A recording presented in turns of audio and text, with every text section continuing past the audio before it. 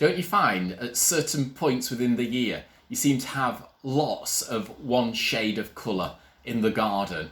And usually in my garden, it's a fluke. It's not something that I've planned or predestined. But at the minute, I seem to have lots of blues. So we don't often have a period when we've got loads of blue in the garden. It seems a rather restricted colour. So I thought I'd gather some blue blooms and bring them indoors and make an arrangement.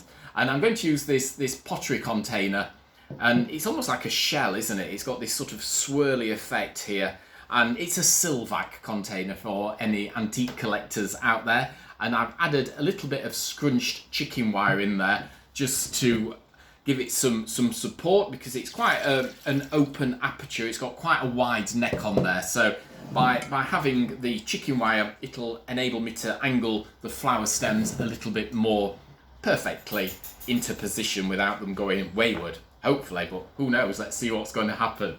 So let's start. I'm going to start with some silver foliage, silver Cineraria maritima here, which I'm just going to add into there. So a few leaves of the silver just going to one side. So everything that I'm arranging into here, it's had a good long drink. It's been sat overnight, in fact, in cold water with some flower food added in there, which is basically to pre-treat it before we bring it indoors to arrange. And by conditioning our plant material, then it means it's at its best. It's full, all the stems are turgid, full of moisture, and it's not going to dehydrate very easily then. There'll be enough water already packed in the stems and the leaves and the flowers and the petals and the buds and everything else, that when it's actually siphoning up water from the vessel that's in there, it's just adding to an already hydrated piece of plant material. So really vital to condition. I can't stress the importance of doing that enough.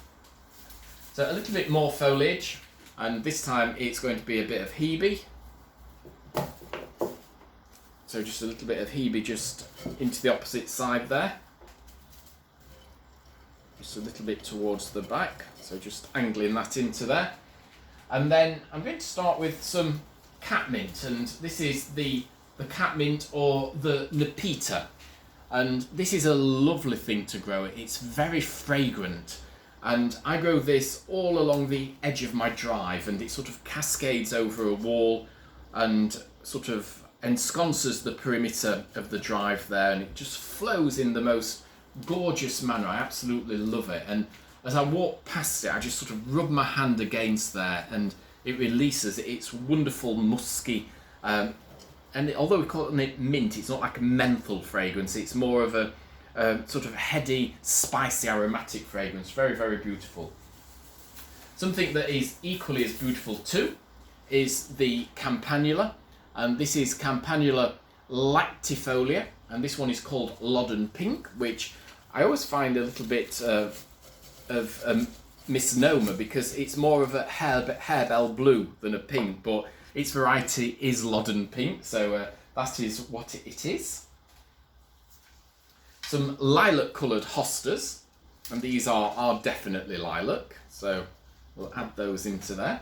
So although earlier I said it's going to be blues, it's actually tints and tones around that blue spectrum. So we've got lilacs, we've got our sort of pinky blues there, we've got our definitive blues, so it's not a prescribed palette of just perfect stems of blue. Just place those there. I love hosta flowers. I think they are quite a underestimated flower. They're absolutely beautiful when you look at them. They really are so attractive. And then my sort of impact flower, my mainstay here, are going to be these eryngiums, Eryngium alpinum, and with these purple metallic-y stems, absolutely stunning. It's quite a spectacular thing, and I thought the flowers of the thistles worked really well in this container, because it's got that shell-like form about it, so it looks of a maritime feel. So the thistles are pulling through that maritime moment, although there ain't much sea here in Derbyshire, so you don't need to have a maritime garden to grow the eryngiums.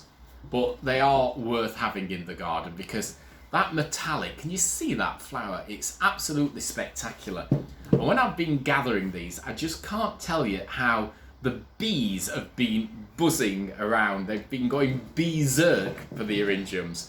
And they are a brilliant thing because even when they start to age off and die down, they still look fantastic. They still look really attractive.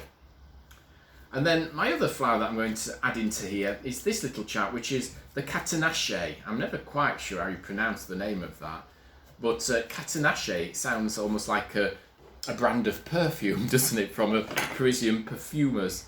But Catenaceae is a great little thing, and I've only been growing it for a couple of years now, and I do like it very much. It's almost like a straw flower, like a helichrysum, and it's got that papery texture to the petal, but it is fabulous. It really is fantastic, and it's got quite a wispy feel about it, but in reality the stems are really solid, really erect, and very wiry and self-supporting. So if you've got a windy garden, it doesn't mind, it will grow quite happily in that location.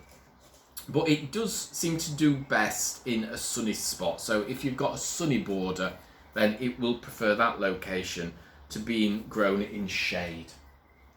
So a few more of the Catenache. And this one seems to have had a challenged life because it's growing at a very precarious angle. So we'll just embrace the bend on there and just let it break through. Just letting that just sort of wisp its way through there. And then I've got a few heads of lavender, which again, so fantastic. So this is my smelly moment. I've got my Nepeta, my catmint, but then I've got the soporific qualities of lavender. So forgive me if I doze off while I'm doing this, I'll try not to. But of course, lavender is a relaxant, it aids sleep, it's a calming herb, and if you grow lavender, then a few little drops of the lavender oil in a bath or on your pillow is great for aiding sleep and for soothing us and for calming us down. And it's got sort of a granny's feel about it, hasn't it, lavender? I can always remember gathering lavender and making lavender bags with my grandma. I have a border that's edged with lavender, and I absolutely love it. And as I walk down there, I always sort of brush my hand against all the lavender and release its wonderful oils and the fragrance there. And I have to watch while I'm doing it because the bees are hovering around there and they're equally enjoying it as much as I do. But lavender's fabulous. It does need a dry, sunny spot, and it's not a lover of heavy clay soils, which is what I'm on. So it's growing in a border where I have enriched the soil and opened it out by putting lots of sharp sand on there and some fairly decent organic matter. And then a little bit of oregano. So it's like a bouquet garni, this. We've got all the smells of the herbs going off in here. So a little bit of the oregano going through that. And then I wanted to just finish with a little bit of a wispy moment. And I'm going to add in a few tendrils of clematis just to clamber around here. I love the way clematis, the new growth on the clematis, is sort of wild and wispy and untamed, and it's quite characterful, but it looks quite pretty in designs because you can just let it loop through there and twist and turn in a curvaceous manner, keeping it freeform, I suppose, is the trick. Let's use the little eryngiums just to catch that into place.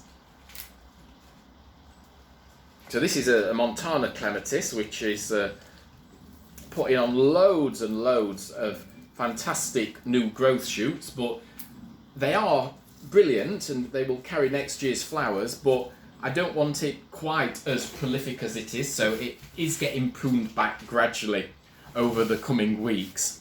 So in my shell-inspired container there, I've just created this shell-inspired arrangement, and it's just sort of framed, it's just arched around there with the clematis. So I'm not feeling blue, but the moody blues and the fragrance of lavender and catmint and the oregano in here, oh, just smells absolutely lovely. So I hope I've inspired you to go out, get some flowers, bring them indoors, and bring some herbs and that soothing quality that it gives as we celebrate summertime from the garden. See you again soon with more flower ideas.